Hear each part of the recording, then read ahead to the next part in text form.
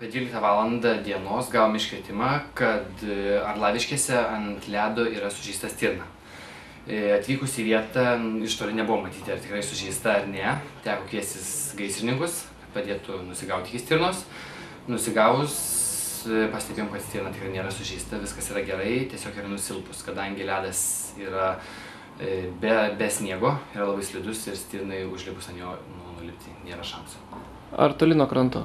Koks 50 metrų, galbūt daugiau. Sakykite, ar kokiu nors dar ten buvo trukdžių, ta prasme, gelbėjant, ar kad įlūš ledas buvo baisu ar panašiai? Dėl to ir buvo baisu, kadangi, sakė, vanduo yra nuleidinėjamas, daleidžiamas ir ledas trukinėja. Dėl to buvo baisu eiti, kad nelūžtume patys. Po to ir kvietėmės gaisrininkus. Ar dažnai tenka žiemą važiuoti tokių iškvietimų? Dabar tenka ne dėl stirnų, o daugiau dėl gulbių, dėl ūkinių paukščių, kurie prišąla, sušąla ledo.